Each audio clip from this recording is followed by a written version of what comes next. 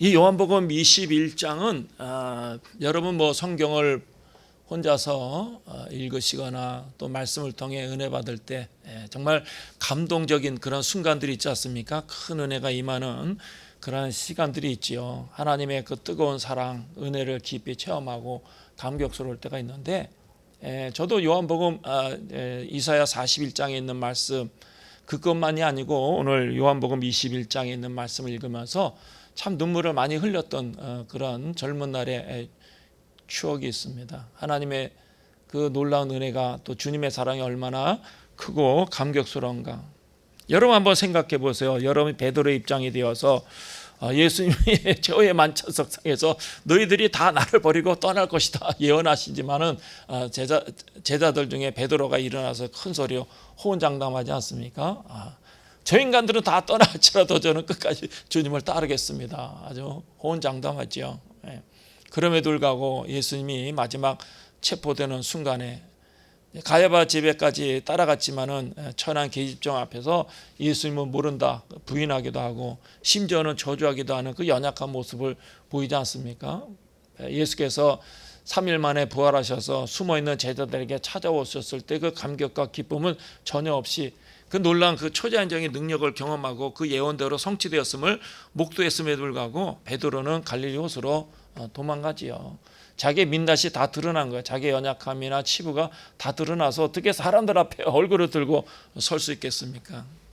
그리고 또 인간적으로 예수님을 쫓으면 성공하고 출세하고 돈도 많이 벌고 떵떵거리며 살 것이라고 기도했지만은 그러나 십자가 위에서 아주 처참하게 비극적인 그 죽음을 맞이하는 예수님을 보았을 때 베드로는 또 인간적으로 얼마나 낙심했겠습니까? 예수님의 사랑과 자비와 공률, 예수님의 그 초자연의 능력과 역사하심, 또 그 가르치는 아주 하늘의 비밀, 영적인 세계에 대한 그런 말씀들을 다 가슴에 기억하고 있지만, 그러나 베드로는 정말 치명적인 그 연약감이 다 드러나고 실패했기 때문에 예수님 앞에 떳떳이 설 수가 없는 거죠. 또 사람들 앞에 자기가 내가 예수님의 수제자다, 예수님을 따랐던 사도다라고 이렇게 당당하게 말할 수 없는 그런 처지에 있었기 때문에 갈릴리 호수로 도망가게 되어지죠.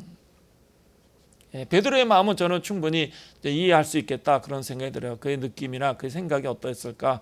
저 자신도 그랬기 때문에 그래요. 그런데 예수님은 베드로가 있는 그 갈릴리 호수까지 찾아오시지 않습니까? 베드로가 뭐 그렇게 대단한 인물도 아니고 정말 자랑할 만한 장점을 가지고 있거나 사람들에게 영향력이 있거나 뭐 그 당시에 그 사회적인 위상이 높은 그런 인물도 아니기 때문에 보잘것없고 초라하고 낯 높고 기억자도 모르는 초등학교 근처에도 가보지 못한 인물이고 성격도 급하고 괄괄하고 대단한 인물도 아닌데 스스로 잘난 척하면서 그 예수님에게는 그렇게 결정적으로 도움이 될 만한 인물이 아니었음에도 불구하고 베드로를 찾아갔을 때 그 베드로의 그 감격과 기쁨, 3번이나 예수님을 부인했지만은 내가 나를 사랑하느냐, 내가 나를 사랑하느냐, 내가 나를 사랑하느냐 기회를 주시지 않습니까? 베드로의 마음 깊은 곳에 있는 좌절과 절망, 자괴감, 자기 자신에 대해서 자기가 얼마나 연약하고 보잘것없고 형편없는 존재인가가 다 드러났을 때 사람들 보기에도 부끄럽지만 자기 자신이 그걸 용납할 수가 없는 거죠. 자기 자신을 사랑할 수가 없는 거죠. 자기 자신을 인정할 수가 없는 거죠. 정말 자학을 하지 않았지만 자기 자신에 대해서 얼마나 실망했겠습니까? 그럼에도 불구하고 예수님은 베드로를 지적하거나 비난하는 것이 아니고 너가 나를 사랑하느냐, 그 아픈 마음을 그 좌절과 절망 가운데 용기를 낼 수 있도록 따독거리며 그 마음을 어루만져 주지 않습니까? 그래서 저는 요한복음 21장 읽으면서 젊은 날에 정말 펑펑 울었던 기억이 있어요. 하염없이 울었던 기억이 있어요. 늘 실수하고 허물이 많은 나지만은 그러나 책망하지 않고 또 기회를 주시는 그 예수 그리스도의 놀라운 사랑, 그러면서 또 사명을 일깨워주지 않습니까? 내 양을 먹여라. 너가 정말 나를 사랑한다면 너의 실패에 대해서 좌절하고 절망하지 말고, 너의 치부와 약점이 드러났다고 해서 너 자신을 미워하거나 자괴감을 갖지 말고 너의 사명을 다시 한번 생각해 보아라. 너가 존재하는 이유가 뭐냐, 살아갈 궁극적인 목표가 무엇이냐, 너가 부름받은 그 궁극적인 이유가 무엇인가 다시 한번 생각해서 내 양을 먹여라. 사명을 다시 한번 부각시키고 일깨워 주시죠. 그래 주의 음성을 들을 때 멀리서 찾아오는 것도 마찬가지예요. 여러분이 만약에 친구를 배신하거나 동료를 배신하고 도망갔는데 그 친구가 와서 괜찮아, 나는 너를 이미 다 용서했어, 우리 다시 한번 함께 일해보자라고 생각한다면 누구든지 감격스럽죠. 가뜩이나 미안하고 죄송스러운데 찾아왔을 때 그 사실만 해도 얼마나 고맙고 감사하겠어요. 그런데 더더군다나 그 마음의 깊은 내면 속에 있는 그 좌절과 절망을 다 어루만져 주시면서 다시 한번 일어설 것을 촉구하고 또 사명을 다시 한번 부각시켰을 때 그 마음에 그 기분이 어땠을까? 아마도 죄 음성을 들어올 때 정말 세상이 줄 수 없는 그 평안과 확신으로 가득 찼지 않았겠습니까? 그런데 오늘 본문을 보니까 그 감격이 오래가지 않았어요. 주님을 바라보고 죄 음성을 듣던 그 시선이 옆에 있는 요한을 보았기 때문에 그래요. 주님을 향한 그 시선이 요한에게 옮겨가는 순간에 그만 그 베드로의 마음 안에는 그 요한과 자기 자신에 대한 비교, 또 그 안에서 스물스물 올라오는 그 염려라는 그 안개가 피어오르기 시작해서 그 마음이 흔들리게 되어지죠. 우리도 마찬가지예요. 주일날 아침에 하나님의 음성을 듣거나 하나님의 은혜가 임하게 되면 마음의 평안과 기쁨, 그래서 즐겁게 또 교회 밖으로 나아갈 때 정말 온 세상을 다 얻은 것 같고 하나님의 자비와 긍휼과 사랑이 얼마나 큰가 그것을 발견하고 깨달을 때 막 마음이 기쁘고 행복하고 내가 정말 주님 한 분만으로 난 충분히 만족해라고 고백할 수 있는데, 그러나 삶의 현장에 돌아와서 내가 경험되어지는 부딪히는 사건이라든가 이 세상 돌아가는 많은 소문과 이야기들이라든가 또 나보다 정말 보잘것없는 인간이 성공해가지고 큰소리치고 떵떵거리는 것을 바라보는 순간에 우리의 마음은 어떻게 되죠? 흔들리고 약해지고 무너진다는 거예요. 그래서 마음속으로 야, 왜 저 사람은 저렇게 형편없는 인간인데도 정말 그런 많은 실수와 허물을 가지고 있음에도 불구하고 저렇게 큰 은혜가 임했을까? 나는 정말 주님 위해서 또 기도하면서 말씀으로 하나님 앞에 정직하게 바르게 살려가고 애를 쓰고 그렇게 때렁때렁 매달려 기도하는데 왜 나의 형편과 처지는 여전하고 또 이런 시련을 나에게 주시는가, 그런 의문이 생길 때가 있지요. 여러분은 어떻습니까? 저는 그런 것들 많이 경험해요. 그러나 우리가 하나님의 뜻대로 하나님의 영광을 살아가거나 하나님의 위대한 역사를 경험하기 위해서 먼저 선행되어지는 조건이 있어요. 먼저 우리가 해야 될 가장 중요한 것은 항상 내 마음과 생각 속에 있는 여러 가지 고민과 갈등과 내 욕심과 내 어떤 그 세상에 대한 그 집착을 내려놓을 필요가 있다라는 것. 그리스도인들은 항상 우리의 마음속에 있는 것, 내가 인간적이고 세상적인 것, 나의 인간적인 기대와 욕심들을 다 내려놓을 필요가 있다는 거죠. 그래서 믿음의 사람들이 참된 제자가 되고 하나님의 백성으로 거룩한 삶을 살려면 이래 내려놓는 훈련을 우리가 감당할 수 있어야 돼요. 스스로 그것을 행할 수 있어야 돼요. 이 내려놓는다는 것은 단순히 소유를 포기하는 것을 의미하는 것이 아니에요. 내려놓는다는 것은 내가 모든 것을 통제할 수 없는 연약한 인간이라는 것, 인정하는 거죠. 그리고 세상이라든지 사건이라든지 다른 사람들에 대한 불필요한 관심을 거두고 하나님의 절대적인 주권이 나의 삶을 온전히 맡기는 거예요. 주님께 다 맡기는 거예요. 더 이상 고민하지 않고 판단하지 않고. 그래서 제가 좀 더 젊은 날에 이런 사실들을, 진리들을 깨달았다면 얼마나 좋을까. 사람이 삶에 대해서 집중하는 것도 좋지만 집착은 나쁜 거예요. 집착. 내 생각대로 내 계획대로 내가 원하는 대로만 되어야 된다. 저는 젊은 날에 40대 50대 그런 생각들을 가득 찼는데 그것이 얼마나 어리석은가, 이렇게 나이 들어서 깨닫게 되어지는 거예요.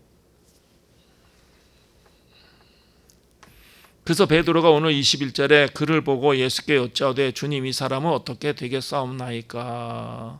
베드로가 큰 감격과 기쁨 가운데 베드로의 미래에 대해서 어떻게 그가 죽을 것인가, 어떻게 그 죽음으로 하나님께 영광을 돌릴 것인가 말씀하셨을 때 거기까지는 너무나 좋았어요.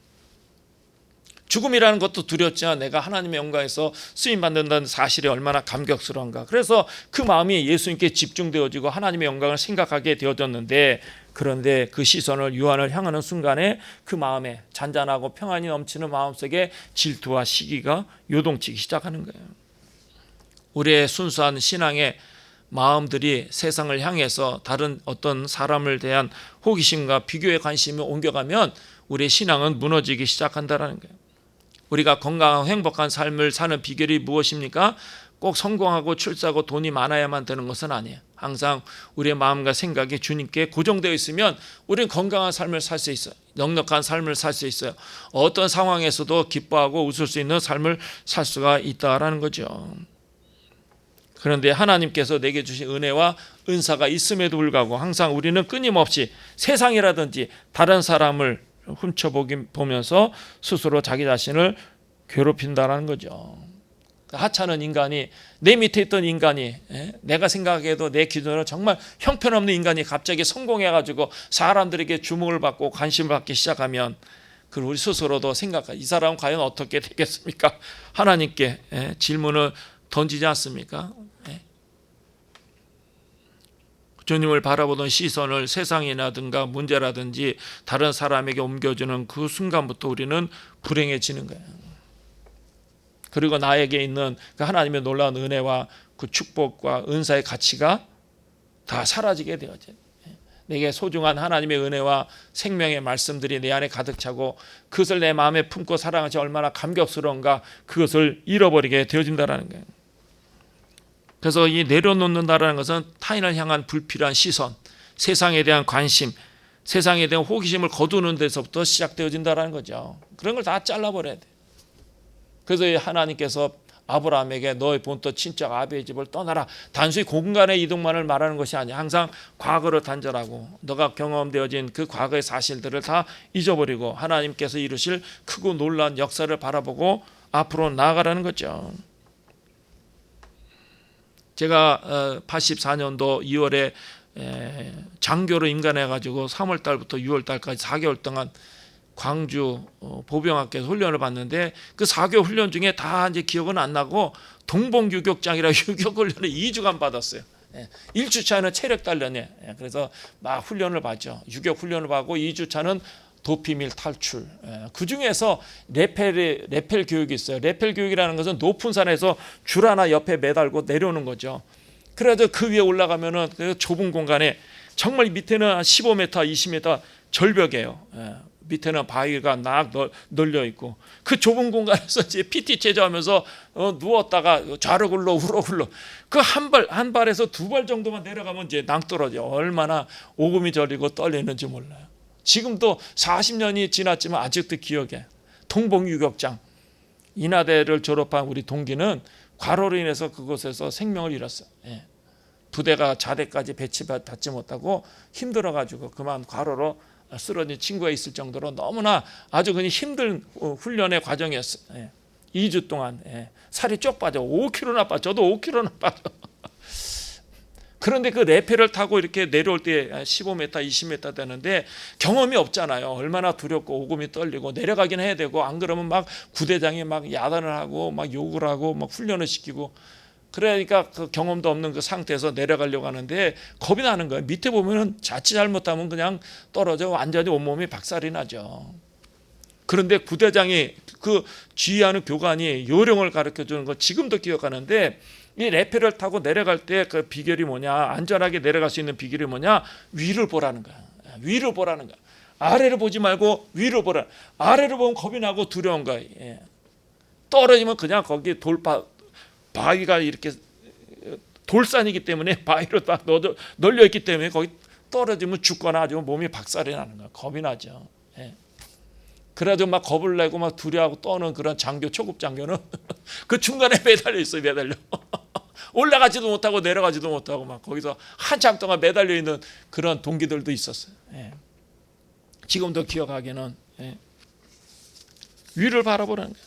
아래를 바라보지 말라는 거예요. 우리가 성공적이고 승리하는 생활을 사는 비결은 이 세상의 많은 문제와 어려움이 우리에게 계속해서 다가오고 신앙적으로 흔들 때도 있어요. 그러나 주님을 바라보면 내 마음에 평안을 유지하게 되고 그 어려움들을 극복해 나가며 앞으로 나갈 수 있는데, 그러나 현실을 보고 문제를 보고 사람을 보고 주변 환경을 바라보면 우리는 실패할 수밖에 없다는 거죠. 그래서 이제 베드로가 예수님께 이 사람은 어떻게 되겠느냐 물었을 때 예수님이 또 착하신 분이잖아요. 대답을 하셔요. 뭐라고 말씀하시죠? 예수께서 이르시되 내가 올 때까지 그를 머물게 하고자 할지라도 내게 무슨 상관이냐. 사람들은 본능적으로 자기 자신뿐만 아니라 내가 처한 그 환경, 또 심지어는 주변 사람들까지 자기 통제하려 두고 싶어하는 그런 욕망이 있어요. 무슨 말입니까? 모든 것이 내 뜻대로 상황이 흘러가야 직성이 풀려요. 내 기준에 맞게 움직이게 안전하다고, 심지어로 안전하다고 느껴지는 거죠. 이게 집착이에요. 저는 젊은 날에 이 집착, 헤어나지 못하는 거예요. 사람은 처음에 말씀드린 것처럼 집중해야 돼요. 무엇인가 이렇게 포커스를 맞춰서 거기에 내 마음과 생각을 쏟는 것은 중요하지만 집착은 포기하지 않는 인간적 욕심을 말하는 거예요. 반드시 100% 그렇게 되어진다라는 그 사고 속에. 그러니까 내 마음이 불편한 거예요. 성경은 뭘 이야기하죠? 삶의 모든 영역에서 모든 것을 주관하시는 분은 오직 하나님 한 분이에요. 내 뜻대로 되는 것이 아니야. 내 계획대로 되는 것이 아니야. 철드는 게 뭐죠? 인생은 내 뜻대로 안 되는구나. 내 생각대로 안 되는구나. 내 계획대로 안 되는구나. 그게 철드는 거예요. 그러니까 40이 되고 50이 되고 60이 돼도 철이 안 들을 수가 있어요. 저 자신도 그래요. 저 자신도. 항상 제가 하나의 포커스를 맞추면 그거 외에는 다른 것을 생각하지 않고 그것이 반드시 돼야 된다라는 그런 그 강한 집착 때문에 젊은 날의 그 청춘의 귀한 시간들을 다 보냈어요. 뭐 지금 와서 후회한들 무슨 소용이 있겠어요. 이 진리를 좀 더 일찍 20대 30대 깨달아서 40대 50대에 막 체질을 바꿨더라면 행복하게 살았을 텐데. 예수님이 하시는 말씀은 내가 올 때까지 그를 설사 머물게 한다 할지라도 그건 내 주권에 속한 일이지 내가 관여할 바가 아니다라는 거예요. 너의 영역, 너에게 허락된 삶의 영역이 아니다라고 선을 긋는 거죠. 우리가 삶을 살면서 막 그 삶의 무게 눌려서 신음하는 이유가 무엇입니까? 세상은 내 뜻대로 되지 않는구나. 그게 아니에요. 내 뜻대로 되지 않는 세상을 억지로 통제하려고 붙들기 때문에. 방금 말씀드린 그냥 자기 속에 있는 그 강한 집착 때문에 그걸 내려놓지 못하고 포기하지 못하고 반드시 그래야 된다라는 그 강한 생각 때문에 자기 자신을 불편하게 하는 거죠. 자, 오늘 이제 여름이 와서 막 더워지고 있어요. 이제 또 7월, 8월이면 다 휴가들 가고 구경 가고 놀러 가고 쉬러 가고 제주도에 가면 협재해수욕장이라고 있어요. 거기 아주 은모래가 대단합니다. 아주 세계적으로 유명한 아주 은빛 모래가 있어요. 그곳에 가족들이 놀러 쉬고 있는데 어린 소녀가 작은 아이가 그 은빛 모래가 너무나 예쁘고 아름다우니까 그 예쁜 모래를 갖고 싶어서 그냥 한없게 쥐는 거예요. 양손에 가득 쥐고 힘을 주었어요. 혹이라도 그 모래가 손가락 사이에 빠져나갈까 봐 어떻게 해요? 그냥 더 꽉 쥐는 거죠. 마디마디 질릴 정도로 주먹을 꽉 쥐는 거예요. 그러나 모래는 어떻습니까? 여러분도 다 경험하셨을 것이다 생각하지만 모래는 쥐면 쥐수록 다 살살살 다 빠져나가요. 손가락 틈새로 다 빠져나가요. 그럼 결국 손바닥 안에는 적은 양의 모래만 남을 수밖에 없겠죠.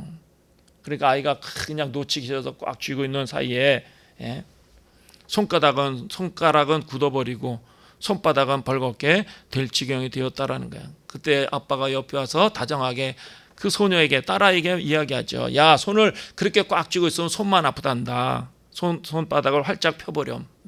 손바닥을 펴면 어떻습니까? 그 안에 모래가 남지요. 흘러내리지 않고 그대로 머물러 있어요. 그런데 그걸 내가 가져야 되겠다 꽉 쥐기 때문에 오히려 모래는 손가락 사이로 다 흘러나게 되어지는 거예요. 우리가 인생에 대한 문제도 대하는 태도도 그래요.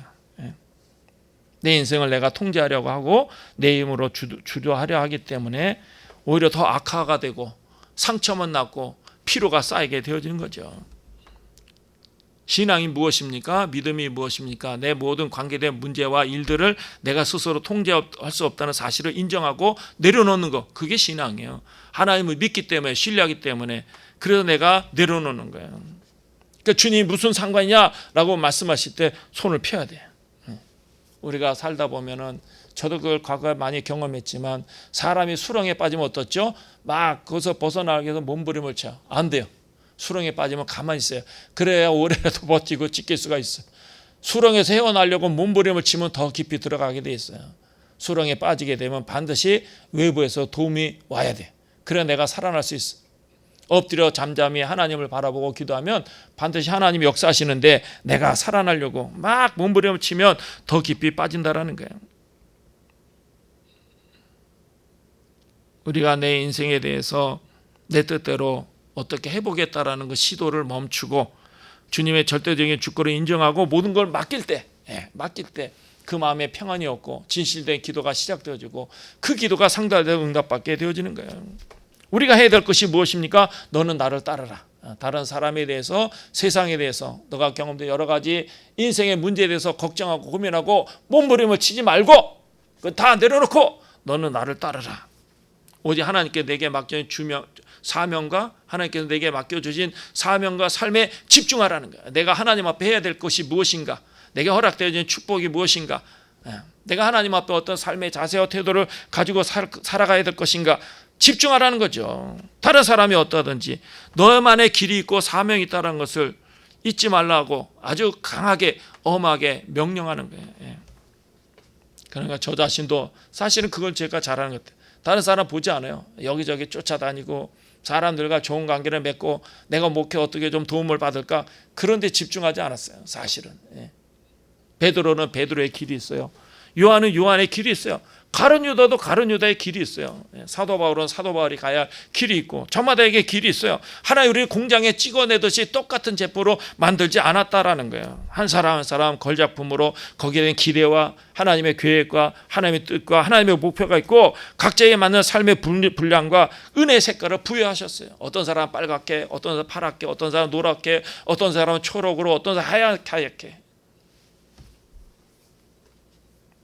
내게 허락하신 주의 음성에 귀를 기울이고 그 말씀 붙잡고 십자가 묵묵히 지고 가는 것, 그것이 믿음의 길이다라는 거예요.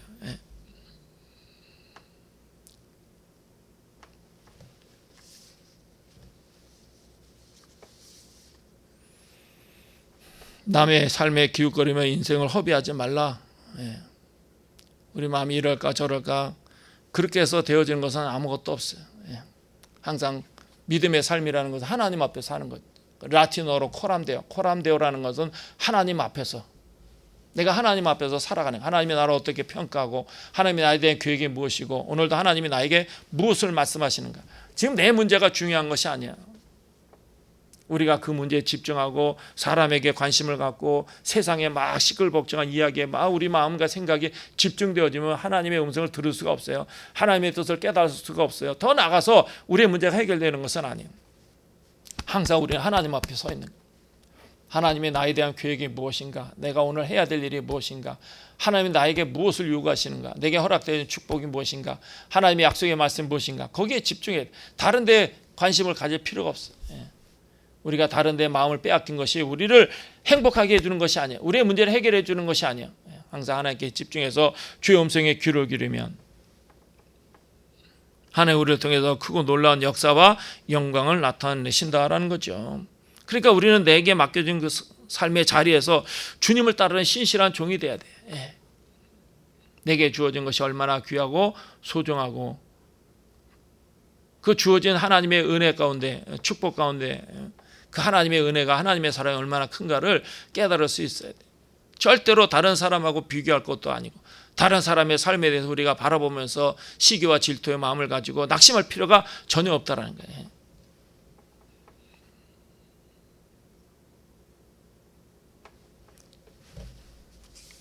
그래서 예수님이 이 사람은 어떻게 되겠습니까? 내가 올 때까지 그를 머물게 하고자 할지라도 내게 무슨 상관이냐, 너는 따르라. 그런데 이 베드로가 또 착각하는 거야. 형제들에게 나아가서, 다른 제자들에게 나가서 그 제자는 죽지 아니하겠다 하였으나, 죽지 않겠다라는 것이 아니에요. 너가 거기에 마음과 생각을 쏟지 말라는 거예요. 너가 해야 될 일이 무엇인가, 자기 자신을 살피고 돌아보고 내게 주어진 그 삶의 자리가 어떠하고 내게 맡겨진 사명이 무엇인가, 어떻게 하나님을 기쁘시게 하고 내 삶을 넉넉하게 하고 부유하고 풍성하게 할 것인가, 거기에 우리의 마음과 생각을 모아야 되는데 그 제자는 죽지 아니하겠다. 예수님이 하신 말씀은 요한의 불사가 아니에요. 요한이 그 죽지 않고 영원히 사는 것이 아니에요. 예수께서 말씀하시는 하나님의 주권적인 선택, 그걸 말씀하는 거죠. 근데 베드로는 자기 자신에게 주어진 하나님의 은혜, 하나님의 사랑을 마음에 깊이 새기고 그것에 감사하고 감격했더라 얼마나 좋았겠어요. 그런데 다른 사람, 사도 요한을 바라보면서 그 하나님과의 관계를 비교하니까 스스로 은혜의 차이를 느끼게 되어진 거죠. 그러니까 그 영혼이 빈곤해지는 거예요. 그 마음이 흔들리고 약해지는 거예요. 우리의 마음과 생각 하나님께 있어야 되고 주의 음성에 귀를 기울여야 돼요. 다른 사람과 비교하든지 세상을 바라보면서 하나님의 말씀을 왜곡하고 스스로 오해의 감옥을 가두는 거죠. 나는 주님 위해서 로마 시내에서 거꾸로 십자가에 거꾸로 매달려 죽는데 사도 요한은 죽지 않는다. 오해하는 거야. 사도 요한은 밤모섬에서 사망했어요. 물론 그는 순교하지 않고 천수를 누렸지만 그도 밤모섬에서 생을 마감해요. 밤모섬이라는 거 저 그리스의 밤모섬 가봤어요. 돌산이에요. 돌산. 돌을 캐는 데를 뭐라 그러죠? 지금 단어가 생각이 안 나요. 채굴 광산. 돌산이에요. 돌산에서 돌을 캐는 유배돼 가지고 고생했죠. 저도 그거 가봤지만은 거기에 뭐 쉴 만한 공간도 없고 다 바위산이고 먹을 것이 있나요? 물이 제대로 있나요? 물 마시려면 저 산 아래로 내려가지고 물 떠가지고 마시고, 그건 뭐 무슨 농작물을 이렇게 생산할 수 있는 그런 것도 아니에요. 사도 요한도 말년에는 고생을 세상 말로 바가지로 바가지로. 그래서 하나님 앞에 기도하는 거죠. 그러다가 계시를 받아가지고 요한복음도 기록하고 요한계시록을 이제 받아 쓰게 되어지는 거예요. 그런데 베드로는 어떻습니까? 자기 생각에, 자기 마음에 정말 하나님의 음성을 들으려 하는 것이 아니고 자기 생각 속에 있는 그 사고에 그 갇혀가지고 집착하다 보니까 하나님의 말씀을 왜곡하는 거예요. 예수님의 말씀을 다르게 해석하는 거예요. 우리도 마찬가지예요. 저 사람은 크게 크나큰 은혜와 복을 주시는데 왜 나는 이렇게 힘들고 어려운 길을 걷게 하시는가? 하나님의 선하심과 주권에 대해서 신뢰하지 못하기 때문에 마음이 흔들릴 뿐만 아니라 그 마음이 무너지고 결국에는 원망과 불평이 되어지는 거예요. 이스라엘 백성이 출애굽해서 광야에 나가지고 마실 물이 없고 먹을 것이 없다라고 불평하고 왜 길이 이렇게 힘들고 고되냐. 그러나 하나님의 놀라운 계획이 있는 거죠. 거기서 하나님의 그 놀라운 은혜와 역사하심이 어떠한가. 하나님을 경험하도록, 하나님의 자비와 국률로 살아가는 걸 깨닫게 하기 위해서 하나님만 바라보고 의지하도록 그렇게 40년 동안 훈련을 받아도 가나안 땅에 들어가자마자 그 가나안 민족에 동화되어져, 가나안 문화에 동화되어지고 가나안 사람들과 함께 바알을 섬기고, 그렇게 40년 동안 막 죽으라고 훈련을 받아도 정작 가나안 땅에 들어가니까 물론 하나님에 대한 신앙이 있지만 동시에 뒤돌아서 바알을 섬기고, 동시에 하나님을 섬기면서 하나님의 나라를 건설해야 되는데 내가 이 땅에서 잘 먹고 잘 살아야 되겠다. 그래 바알 신앙을 접목하면서 타협하면서 살아가는 거예요. 40년을 그렇게 죽도록 고생하면서 훈련받았는데도 이스라엘 백성은 가나안 땅에 들어가서 결국 변하지 않았어요. 그러니까 마지막에는 10지파가 다 사라지는 거예요. 지구상에 사라져, 역사 속에 사라지는 거예요. 하나님이 일주일이면 가나안 땅에 들어갈 수도 있는데 왜 40년 동안 그곳에서 훈련을 시켰는가? 단순히 고통을 받아라, 힘들게 살아라, 어렵게 살아, 그런 의도가 아니에요. 내게 주는 고난이나 아픔이나 연약함이나 그 약점은 하나님이 우리를 미워해서가 아니에요. 우리를 사랑하시기 때문에. 그래서 옛날에 어떤 나라의 왕이 백성들에서 잔치를 벌였는데 백성들이 잔칫날 다 찾아왔어요. 그 들어가면서 왕이 백성들에게 맞게끔 잔을 하나씩 주는 거죠. 음식을 먹고 포도주를 마셔야 되니까 잔이 필요하잖아요. 근데 잔들의 모양이 크기가 제각각이었다라는 거예요. 어떤 사람은 화려한 황금잔, 어떤 사람은 푸른색을 띠는 도자기 잔, 어떤 사람은 소박한 유리잔. 그러니까 사람들이 잔을 비교하기 시작하는 거야. 야, 저 인간은 뭔데 저렇게 황금잔을 받고 저 인간은 뭔데 저렇게 푸른색 빛나는 아름다운 그 도자기 잔을 받았는가. 그러니까 황금잔을 받은 사람은 야, 내가 왕의 특별한 사랑을 받고 있나 보다, 내가 대단한 실력을 갖춰서 인정하시나 보다 라고 착각하죠. 그러나 유리잔 받은 사람은 야, 내가 왕을 위해서 충성하고 세금도 바치고 나라에서 부르면 내가 군인으로 징집되기도 하는데 이게 뭐냐. 그러면서 황금잔을 받으면 저놈도 허물이 많고 약점이 있고 뒤에 가서 나쁜 짓 하는데 그래도 왕이 자기 자신을 차별한다, 그렇게 스스로 상처를 입게 되어지죠. 그때 왕이 이야기하는 거예요. 살아나 백성들아, 자네 모양의 마음을 뺏기지 말아라. 그것은 내가 너희 각자에게 어울리도록 고른 세상에 단 하나뿐인 잔이란다. 그러나 내가 너에게 주는 포도주, 왕이 마실 수 있는 향기로운 아주 질이 좋은 포도주는 똑같은 가장 귀한 포도주란다. 그 왕이 직접 돌아다니면서 황금잔에 푸른색 도자기 잔에 어떤 사람은 소박한 유리잔에 똑같이 왕실 최고급 포도주를 가득 부어 줬다라는 거죠. 그때 이제 백성들이 깨닫는 거야. 중요한 것은 잔의 모양이 아니고 그 안에 담긴 포도주가 바로 왕의 사랑이라는 것. 우리 한 사람 한 사람 삶의 모양은 다 다르지만 그 담겨진 하나님의 은혜와 사랑과 능력이라는 것은 유일한 거예요. 우리가 생각하는 대로 기대하는 것과 다르다고 해서 절대로 낙심하거나 실망할 필요가 없어요. 하나님 우리에 대한 사랑은 끔찍한 거예요. 저는 젊은 날에 왜 주의 종이 되었는가, 왜 힘들고 어려운 이 길을 걸어가는가, 그 주님의 놀라운 사랑을 경험했기 때문에, 불강력적 사랑, 태양빛보다 더 뜨거운 사랑을 제가 정말로 전율이 날 정도로 경험했기 때문에, 그 사랑도 하나님이 지금도 나와 동일하게 베푸다라는 걸 믿기 때문에 이 길을 걸어가는 거예요. 마지막까지 주님에서 내가 살아야 되겠다, 그런 그 강한 열정으로 따라가는 거예요. 한 번도 다른 사람들은 뭐 10,000명 교회, 뭐 10만 명 교회, 뭐 큰 교회 건축하고 건물. 저는 정말 이제 하나님 앞에, 여러분 앞에 조금 더 제 양심을 감추고 속이고 얘기하잖아요. 나는 부럽지 않아요. 그럼 부럽지 않아. 그런데 가야 되겠다라는 생각도 없고 부러운 것도 없어요. 하나님 앞에 살아가는 게 감사해요. 하나님의 사랑만 해도 너무나 감격스럽고 고맙고, 내 생명을 들여도 아깝지 않고, 하나님의 사랑으로 살아온 거죠. 내 힘으로 살았다고요? 젊은 날에는 저도 그렇게 생각했어요.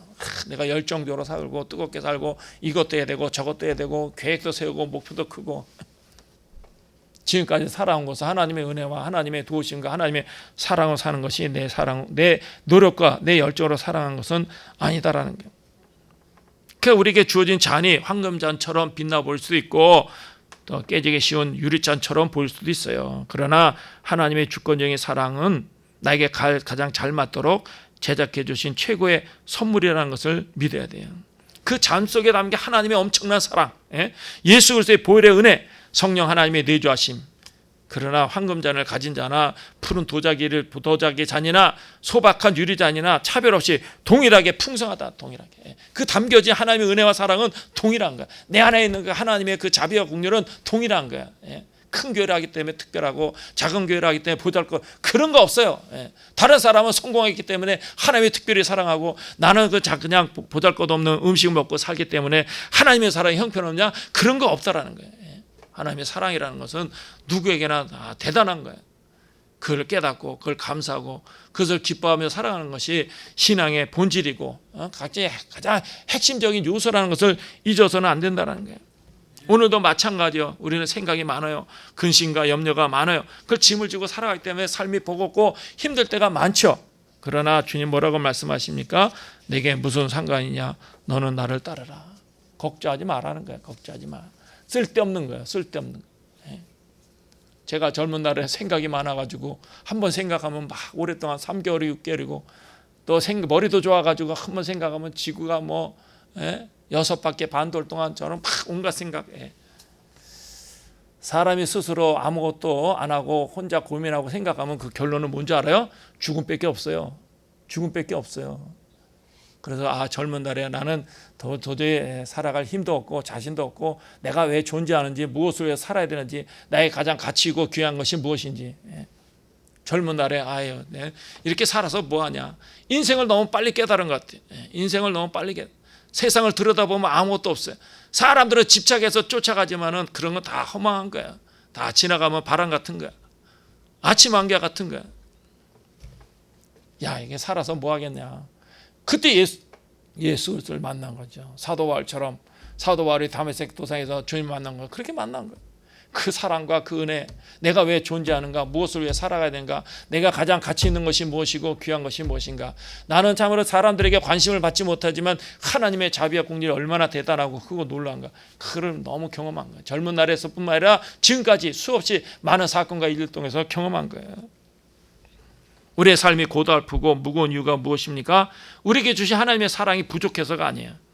하나님의 절대적인 주권을 신뢰하지 못하기 때문에, 하나님이 결정하신 거, 거기에는 엄청난 계획과 뜻이 있어요.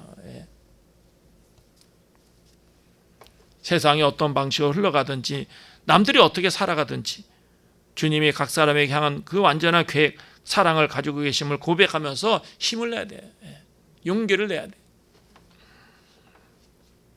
그러할 때 우리의 삶이 단순해지고 우리의 영혼은 새로운 영적인 힘을 공급받게 되어진다는 것입니다. 내려놓음의 은혜, 하나님 앞에 내 생각과 마음을 내려놓을 때 하나님의 은혜가 우리의 심령 가운데 임하시고, 우리의 낙심했던 마음이 회복되어지고, 흔들렸던 시선이 바로잡히게 되어지고, 또 사명의 길을 끝까지 걸어가는 하나님의 거룩한 백성으로 거듭나게 되어진다는 사실을 기억하고, 이러한 은혜로 날마다 승리하시고 세상 가운데 일주일 동안 하나님의 영광을 드러내는 복된 생을 사는 저와 여러분이 되시기를 주님의 이름으로 축원합니다. 기도하겠습니다.